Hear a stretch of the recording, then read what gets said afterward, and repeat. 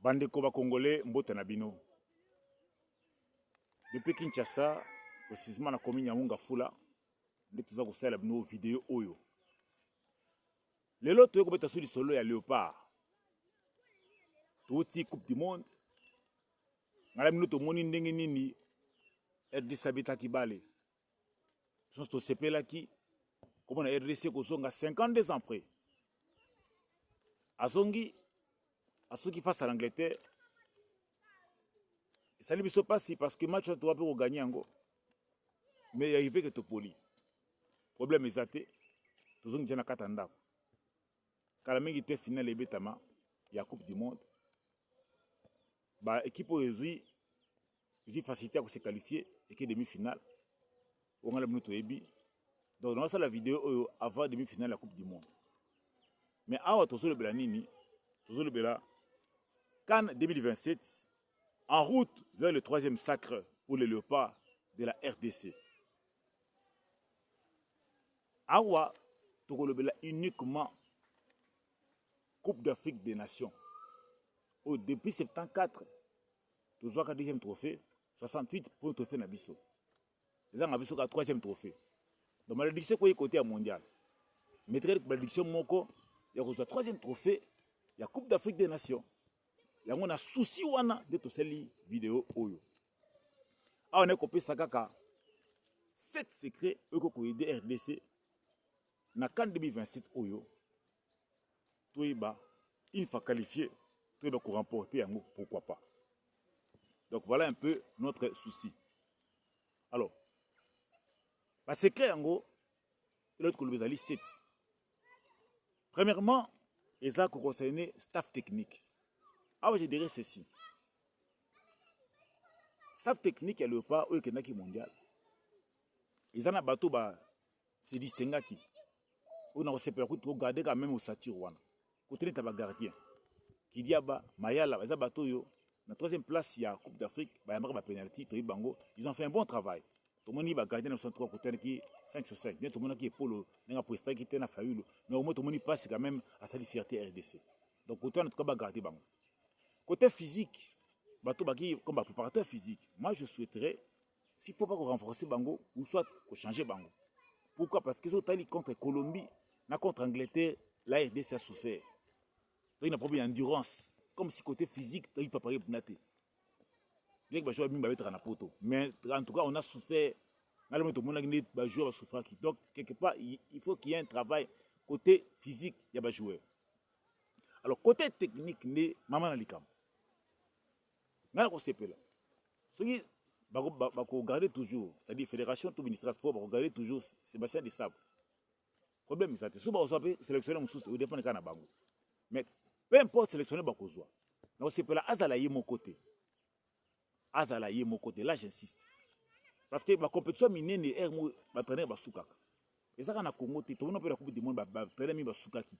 Il faut que tu aies les bâtiments, les piliers, les bâtiments, les casse, les bâtiments, tant que ça, on attention à match. On peut perdre sur les pédales, on perd d'équilibre. Mais on va aider Bango dans le cadre de coaching. Voilà pourquoi on a souhaité que cette fois-ci, nous avons visé tous la Coupe d'Afrique des Nations. Troisième trophée Nabiso, dans le 2027. Nous avons CP là, coach a premier entraîneur, premier sélectionneur qui a retenu par la fédération, tout le ministère des Sports. Si vous avez ça, première été, si vous avez tout première été, mais oh, bon, vous décider, à ta retenue. Et maintenant, il faut que tu aies les bâtiments mis ça. Moi, je fasse la conseil psychologique. Mi balé, bas à la bateau, bêta, les pays, bas prouesse sur le plan continental. On a proposé, raison pour tout mabi, on a notre yebi, c'est quelqu'un qui n'est plus présenté. Et puis, maestro Bievang, Bievang, maestro Bievang, Asa jouer à des simples la Coupe d'Afrique en 94, il y a CAF. Et puis, le 1er d'août, il y a champion d'Afrique. Ce qui y a un peu de trésor, comme pour un secondé sélectionné. Et puis, comme conseiller psychologique. Kabala Mwanamboui, Pierre Célestin Kabala Mwanamboui. Journaliste de Kara Otoebi, les vieux là, la première comme conseiller psychologique. Parce que c'est quelqu'un qui connaît l'histoire du football congolais. Et vous appelez Madame Mopona hier profiter pour l'occasion de raconter que Bajou Nabiso, bota milo sika ba kota la léopard histoire pe ya mboka ba yeba pe histoire donc ça très utile pour na bango comme conseiller psychologique dans sens souvent donc côté staff technique on s'est là pour kozaba base la pemeni ya sélectionneur pour la ko aider na kata tâche minene ko zanango ya ko remporter troisième trophée ya Coupe d'Afrique des Nations. Dans l'équipe na deuxième secret wana il conseiller plus aux alliés recrutement awa na makanisi na ngai côté ba garder to na point mingi te bon bien que yesa ko bakata ma gardien mususu to deuxième deux gardiens encore dans le cadre de recrutement comme ça la présélection mususu je parle de la présélection il y en a comme deux gardiens et voilà mususu donc ce là ils la présélection il y a 40 à 45 joueurs au faut qu'on soit bango dans le cadre de présélection on a et vous allez kaka ba joueurs Europe quand on a la carte RDC bien que le championnat c'est vraiment ba difficulté mais moi ba quelques éléments on va se distinguer ba sans rater quand on a pour quelques joueurs mususu quand on a RDC mususu ba utana en Afrique Liban de RDC na ba club ba se distinguer bien sûr quand on a en Europe et puis Europe ça ba joueur ba kene mondial té ba joueur mususu ba mususu et ba mo RDC ba mondial belé en tout cas ba zuna elinga kolata mayo ko zo pe bango na kada 40 à 45 joueurs wana na côté pe Amérique tout le monde coupe du monde comment est-ce que le club d'Amérique s'est distingué l'Amérique du Nord par exemple tout le monde est États-Unis tout le monde Canada tout le monde Mexique et donc il y a pour le thé vous avez quelque part les pays à côté kuna donc côté les Congolais vous évoluer côté kuna et puis na côté Amérique du Sud côté la paix quelques Congolais à côté kuna où bah s'est distingué base la paix na carte présélection wana et la carte Europe pourquoi pas paix Asie ma Congolais va se distinguer pour jouer bango base à la carte présélection de 40 à 45 joueurs. Ils ont dit bien présélection, j'ai dit. La de sélection, présélection. Voilà deuxième secret. Troisième secret, bah match amico. Bah match amico, il faut bétam. Tout ça on attend titre comme 2027. Bah match amico peut qu'on bétam. Bon on a proposé l'équipe il faut tout mettre un match amico parce que tant trop visé, net n'ga so visé et aider ça sur coupe d'Afrique. Donc il faut un match amico et bien on a pays moko yo na niveau africain et puis na niveau pays monsieur à monde na niveau africain on a souhaité pourquoi pas un match amico par exemple na pays quoi Cap-Vert tout le monde précision Cap-Vert dans le monde surtout face à l'Argentine face à l'Espagne pays monsieur Uruguay tout le monde pourquoi pas pays locaux la Maroc Égypte Côte d'Ivoire pays tout le monde balle Côte d'Ivoire contre l'Allemagne a menacé l'Allemagne à mort Allemagne a eu une chance quand a souka soit débit mais Côte d'Ivoire menacé à mort vous voyez et puis le rôle à Égypte balle bête l'Argentine ce qui arbitre était en Argentine Napoli vous voyez donc les pays où on a na bazana fraîcheur na fraîchement na coupe du monde peut être match amico na bango pour en cas de préparer aux Alican 2027 côté en Gambo Europe pourquoi pas qu'on sert match amico na France na Norvège na Suisse na Espagne tout le monde prestation d'équipe na niveau coupe du monde na minute tout ce to ande moto ba mondialiste biso nyoso donc so c'est bon match ba banga teri que to ba mondialiste pourquoi pas ko ça be match amico na bango côté Amérique Argentine Colombie Paraguay et Brésil pourquoi pas ko ça match amico na bango ou encore na ba meilleurs clubs européens tels que City Real de Madrid Barcelone Paris Saint-Germain ba match amico wana pourquoi nous avons insisté là-dessus avantage dans les années et ko permettre staff technique à biso oui que ça la maintenir par la fédération, le ministère des Sports, et vous permettre d'élever le niveau de coaching. Parce que chaque équipe, chaque club, ils ont la technique. Tout le monde aime le mondial. Contre le Portugal, le système déjà qui mais face à la Colombie, il y a un système. Vous regardez même le système, il y a ce problème. Donc chaque pays a un système déjà. Il faut remettre l'angolo. Le fait qu'on va un match amical, ça va aider aussi le coaching, le staff technique et ça va évoluer. Bit nous dans souhaiter un match amical nebetama ils ont pour la décomplexer aussi ba jouer na biso mususu o ba beta na ba star wana te mais tant ba beta et ko décomplexer bango pe comment ba pe niveau ya balle pourquoi pas et puis aussi bit nous dans souhaiter un match amical betama une manière de vendre aussi l'image de nos joueurs au moins le match amical wana et notamment monde entier et ba pays ba manager musu en total talango ba club musu en total talango il suffit que ba monique na kata ba match amical il y a des joueurs où se distinguer pourquoi pas ba ko benda benda bango pourquoi pas mais niveau na ya aux années ba club musu ya makasi ya monde tomoni contre Angleterre si penga et betelika na ye wana et ça dit que ata to poli mais ba club ebele tie misu suye osomona parce que ba monique en tout cas c'est jeune ata na talent pour que Angleterre puis ndenge wana eza facilité puis ba bleu mwana na ko sala et facilité osomona alors ba match amico na ça permettra ba jouer na biso mususu ata beta tam sa club wa makasi en Afrique to na niveau ya Asie to na niveau ya Amérique mais na ba match amico soki ba se distinguer et que ça la peut que capable de faire biso ba club soit menene Europe donc voilà souci nangai bien que toujours viser plus aux alliés CAN 2027 voilà et puis enfin ba match amico ça va nous permettre ya koyeba ko détecter quels sont ces joueurs qui seront aptes d'affronter la CAN 2027 parce que tout ça n'est discours na mito tout ça n'est na mois de juillet si tu dois dire que ça va présélection déjà que tu as un match amico na malé malé tout comme 2027 quand ils alitent au moins que au fil à mesure que tu as un match amico na attends tu as éliminatoire avec éliminatoire tu as facilité ça sortir mais ba match amico na tant que tu as ma mingi ça va permettre aussi bah je ne suis pas à la paix découvert à travers le monde entier puis bisous en tant que supporter tu découvrir en tout cas côté axe côté défense côté attaque côté milieu côté boy en tout cas bah je tellement se distinguer pourquoi pas que ce bon niveau ya nanya aux alliés na CAN 2027 tant bon sa liste définitive et prendre part na Coupe d'Afrique des Nations voilà donc c'est vraiment important aux alliés en match amical mais ce que moi je demanderais na staff technique ko pesa chance ba joueur nyonso ezaka te bato ba ozaka ka ba joueur moko to mona ka bilongi moko ande to mona ki côté Danemark na côté Chili o mika parce que bilongi moko non on doit donner la chance à tout le monde net côté ba gardien et Paul on doit ce match mota so yamba munene net ba match amical ningo ko pesa chance pourquoi pas la Fayulu pour ba gardien o benda beno na présélection pour ça ba chance ba yamba total la pe ba ngopé pourquoi pas donc il y a un ancien entraîneur qui peut sa chance de jouer la gardien peut le coup là la partie à match amico on peut permettre tout de vie bango tout la capacité na bango voilà quatrième secret ça va consigne ah vous allez musa la fédération au faux fédération ça la pas sélectionneur moi je pense que sélectionneur à cause au dossier à la fédération non ils ont raté attends que na mboka nini sélectionner face à la fédération qui qu'il soit quelque chose la relation il doit être na C ya fédération alors ba consigne oyo ezali fédération pa pesa ngo coach apesa ngo sélectionner na biso oyo kozala mettre soko za décembre ba pesa yango alors azo obligé à accepter ngo parce que c'est la fédération qui est au-dessus de lui ce peut ça été oyo koyana faut pesa yango azala pela ngo puis bo vérifier c'est élément aussi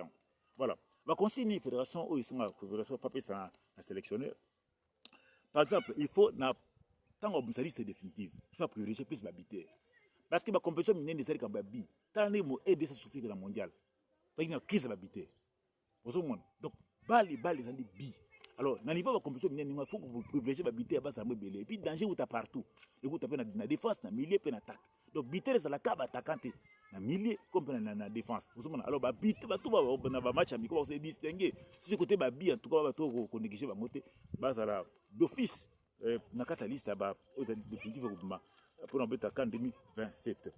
Conseil Moussou pour sa sélectionner, il faut qu'on soit au moins 4 spécialistes à coup franc. Côté droit et côté gauche. 2 côtés droit, 2 côtés gauche. Il faut bazar. Dans le match Angleterre, donc Coupe du monde sans spécialiste à coup franc. À ça, bon, Masok va chaper Kabi la Coupe d'Afrique depuis to Ibaï. On a besoin de spécialistes de coups francs dans la compétition minienne. Dans la contre Angleterre, toujours coup franc à Souka, 90e minute. Autre peu mais parce qu'on n'a pas de spécialiste oui ça bête oui ça saute bien c'est vrai à tirer babi mais saute na léopard babi comme oui ça tient à coup franc peut-être ngana landa te ngana monate mais s'il y avait un spécialiste roi au chabiwa mais le roi te manquer pour rater bien pas éliminé donc il faut que tu en au couper sango comme consigne na sélectionner l'instant où nous a dit c'est définitif et que tu as CAN 2027 il faut qu'il y ait 4 spécialistes à coup franc 2 côtés droit 2 côtés gauche et puis ça il va bimisi et na kata terre bazanga raté parce spécialiste wana pour coup franc plus arabe match nous va tourner mais coup franc ganti bio voilà consigne nous pour un sélectionneur on vous a maintenu quand quelqu'un na kata na un quelqu'un na kata jouer na biso nous notion à score lourd problème ya Congo ba jouer na so congolais ça dit moi tant moulai et maladie on a maladie cause ça va 3 décennies problème ya ba score lourd en tout cas le pas zanga eloko wana tout ça le problème parce que le joueur soit le pas pour 1-0 1-1 c'est fini match ici. Au moins 2-0 et contre le Sénégal, là, tu vois pourquoi le score. Tu as mené 2-0, tu as mené 2-0 match ici. Pour ça, tu as la contre le Portugal. Tu as mené 1-1. Donc, pour l'instant, on se contente de ces nuls-là. Puis tu as exploité tout ça, les mêmes fêtes. Pour le 1-1 contre le Portugal. Ça la contre l'Angleterre. On menait 1-0. On pourrait aussi, quoi, le score, pourquoi pas. Au moins, que Léopard tant qu'à bâtir son débit, n'est-ce pas, la mouki, babalinga, babak, ça a des imbis. Total. Donc, il faut inculquer la région avec nos score, où ils s'attendent. Où ils représentent. Voilà. Et là, comme il faut que quelqu'un en ait un sélectionneur. Il faut à travailler peu aux Isali. Il y a endurance, ça va jouer. Endurance, ça va jouer. Les gens souffrir. Endurance, tout le monde contre Coran, contre Angleterre, de souffrir qui n'a souka.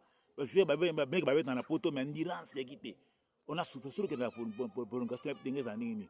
Le gars, tant que changer les salim. Mais il y a un premier côté là. De ce côté là plutôt.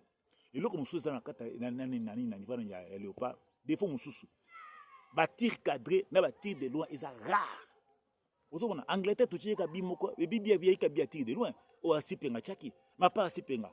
Mais ça va tirer sur Malongani gardien à Zwaki. Gardien, il est pas soit. Soit il va tirer, bien 4, 5 temps sur le côté. Mais Sipenga, il aussi à côté. Mais toi, tu as un point de on est Sili. Tout le monde dit, mais aussi, tu es quoi, qu'est-ce que tu as bâti sur le débit, tout le monde qui est total. Vous savez, donc, il faut qu'il y ait un travail sur ce point-là. Voilà pourquoi FECOFA, il faut que ça sélectionne à travers le joueur côté. Et puis, pourquoi pour le membre FECOFA, le président FECOFA, au qui t'avait l'entraînement, pour la rapide façon, les se préparer par rapport au dernier camp 2027. Donc, il faut qu'on ait un travail, un travail sérieux alors. Et puis, le Moussoussou. Il faut que ça sélectionne. À la carte, que match qui est 1-0 soit égalisé de jouer à la mouka. Bon côté. Je vais vous égaliser. Non. Il faut, dès l'entame du match, je vais déjà éveiller, je vais prêt à tout. Il y a même une attaque, il faut que tu joues dans le sens de pressing. Qui va aller sur un match. Pour ce que votre système défensif, ce sera très dangereux. Donc, côté là, il faut sélectionner. Il faut que la fédération ait sélectionné la notion. Et puis, bon, on a un cinquième aux alliés. Secret. Voilà. Donc, on a un cinquième secret. Sélection finale. Je parle de l'équipe où il va affronter en 2026. C'est-à-dire pour un match amico au Bétam, un match éliminatoire. Quelle équipe est des fois qui n'a une Coupe d'Afrique des Nations pour remporter le troisième trophée n'est pas souhaité. Il faut un poste à 9. Il nous faut au moins 4 ou 5 vrais renards de surface. Bateau est bipoto. Et puis, dans la clé place, il va se dessiner. Et surtout, ou encore, si ce n'est pas le cas, dans le niveau de match éliminatoire, ou encore dans le niveau de match amical, dans le bétama, je vais se distraire côté de neuf, en tout cas, il faut maintenir. Il faut dans la place dans l'équipe nationale, la sélection finale. Oui, il y a 8, 10, tout ça, on a besoin, il y a 8, 10, soit 3 ou 4. Baza, dans la sélection, des sélections finales. Parce que nous souffrons, on a promis à mener déjà. Tu peux dire qu'en 2025, mener déjà ça. Tu peux dire que mondial mener déjà ça. Ils ont raté. Léopard ou Léopard. À cause de mener déjà non. Tu as besoin de 8 à bien 10 à bien, baby dribble, baby passe qui toko, basan endurance, baby mousse, baby balé, baby balé. Ma véritable joke, baby ko kabo la balle, baby ko bête qui balle. 8 à 10 bah vous en raté. Donc il me faut au moins 3 ou 4. Donc après un match amico, match éliminatoire, je vais se distinguer dans le poste en tout cas. On a besoin au moins de 3 ou 4 terminés déjà. Il y a solo 8 à 10 de ma casse. Pour la bête, ça équipe balle. 7 à 11. Nous avons besoin de Bango. 7 à 11 au moins 4. En tout cas 4. Surtout au babet 2 pieds. Bon, tu as 2 pieds, mais quand même, c'est quand même efficace. Soit tout le monde 3 ou 4. Baza bateau bazana 1 sans sa dribble, dribble, 2 bazana vitesse, même que ça la centre bien, baza bon tireur, même pour frapper na poteau. Et pourquoi pas même habiter, pourquoi pas. Donc 6, 4, 5, on a besoin de défenseurs très efficaces. Et puis 3 nadi en tout cas, on a besoin d'excellents défenseurs. Et on va savoir qu'il faut mettre dans la défense. Donc on a besoin pour aider aux alliés équipe na bisso. Donc, dans le 6e secret rapidement, là, on parle de la presse. Presse, nous avons besoin. Pourquoi? Nous avons besoin de la presse parce qu'il faut, à chaque fois qu'il y a des matchs amicaux, un match éliminatoire, même en pleine compétition en 2027, nous avons besoin de match. Même les à côté, avant, pendant et après les matchs, les à côté, bah, imaginez comment on a besoin de 4 mboka, on a besoin. On est à Rome, il faut pas ça rappeler, ça pour autant, pour ça, reportage, tout ça, puis interview. Tu as besoin, bango ba aidera pe staff technique. Bah, je suis en principe, 1 heure avant qu'il ait un match à Minine. Au cas où tu as qualifié, pour tu as qualifié, la 2027. Je m'excuse. Il faut qu'on puisse rater 1 heure du temps avant. Chance de jouer à Nabiso. Bah, je attends, la Coupe du Monde à Kala. La Coupe du Monde, il est là. La Héros, il est là. La Cannes, il est là. La Ligue des Champions, il est là. La Coupe d'Amérique, il est là. Ligue des Champions, même il y a Afrique, même il y a Europe, même il y a pays Moussoussouane. Pourquoi il faut pas attendre 1 heure avant but, surtout but. Pourquoi permettre à un sens à but? Parce que le pas tout le monde a promis à habiter. Alors, pour inculquer une notion à sens à but. Si 1 heure du temps déjà, je suis en train de bloquer, je suis en train de bloquer la morale. Donc, le connaît ça très important.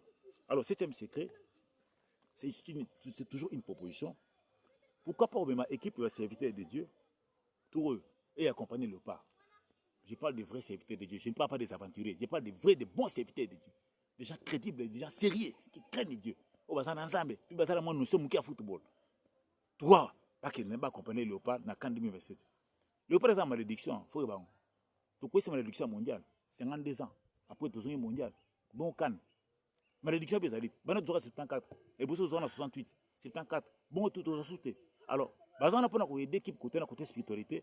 Pourquoi pas qu'on donne jouer, qu'on aider jouer puis comment qu'on s'est préparé par rapport à la compétition pour tout photo jouer. En tout cas tout quand 2027 il faut tout jouer. Voilà pourquoi ça dans ça c'est important dans sens one.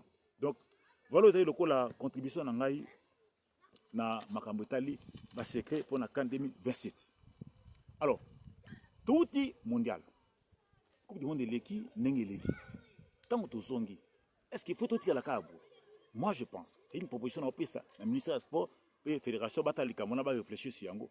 Pourquoi pas qu'on initie les travaux moto, les bassistes, encore les états généraux, 100% football. C'est-à-dire, il sera question de quoi en fait? Qu'on parlait sur l'après-mondial. Quelles leçons à tirer? Quelles leçons à tirer après passage dans le monde entier 52 ans après? Quelles leçons à tirer? Tout le monde est marmelé qui va supporter tout ça. Tout ce qu'il y a eu, tout est bien. Quelles leçons à tirer? Prestation à Léopard, comportement entraîneur, comportement staff technique. Les gars qui ont quelles leçons à tirer? Arbitrage, tout ça. Quelles leçons à tirer dans le mondial 2026? Léopard qui participe. Attends, Léopard, les gens qui Nassima Léopard. Les gars qui ont tout le monde, arbitrage, tout ça.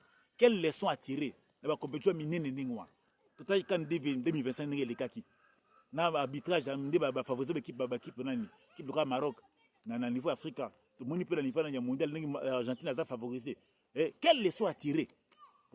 Donc, pourquoi pas organiser 6 années? Alors là, ce qui réellement le ministère des Sports, la fédération va retenir compte Nango, mais il faut que ça, nous souhaitons que ça, c'est Léopard, que journaliste sportif, que arbitre nationaux, congolais nationaux comme internationaux, pourquoi pas, que ça, coach, que ça, président du club, que ça, membre de FECOFA, que ça, membre du ministère des Sports, pourquoi pas ancien ministre, ancien président de la fédération, il y a FECOFA, pourquoi pas ancien sélectionneur à Léopard, tout ça.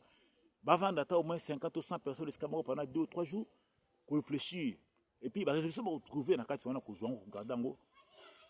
le niveau de la fédération ou encore le ministère des Sports. Donc, voilà un peu ma question. Et ça, juste le roi Mikolo, le roi mondial, qui a mis ici, là, qui a mis le final, après mondial, pour ça, comme ça, il y a des équipes, même pourquoi pas en 2027, la résolution que vous avez aider le staff technique au niveau il y a CAN 2027 et puis même ministère des Sports et puis fédération comment même supporter au niveau de la CAN il faut des modèles nini et puis équipe vous allez bien encadrer le modèle nini tout ça. Donc moi je pense que c'est très importante car pour la CAN 2027 mais aussi Mikolo Sakoya pour Nathalie football congolais. Donc voilà un peu aux aguets dans le sens où. Alors, awa, maintenant, babou. Votre aime les serviteurs, la bande qui est d'imboka. na ba domaine les lotés. C'est depuis 2007 ou 2008 na mana comment. Au départ, j'écrivais.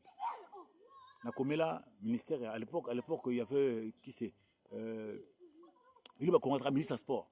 J'avais écrit, j'ai fait des écrits na komela yé en 2012, en 2014 à l'époque Matata Pogno na koma na kotsa na niveau présidence, na niveau na yana ya comité le plus congolais na koma même na niveau na primature na kotsa le bela foot léopard. Pour na souci léopard ken. C'est que la Coupe du monde, c'est que la Coupe d'Afrique. Na comment malheureusement je n'ai pas été pris au sérieux. Mais les léopards en souffrent. Pour Nathalie, même coupe du monde, j'ai fait même des vidéos. À l'époque, j'écrivais. Mais à partir de 2025, la veille même, il y a Coupe d'Afrique, j'avais fait des vidéos. Par rapport à la Coupe du monde. J'avais fait des vidéos, même après qualification de la Coupe du monde. 2 mois avant. J'ai proposé des idées. J'ai proposé des idées pour aider la Coupe du monde. Parce que moi, je visais plus les trophées. Je ne visais pas tout ce quelque part. Ce qui, au moins, Maramona Lobaka, au niveau de la fédération, le ministère du sport, sérieux.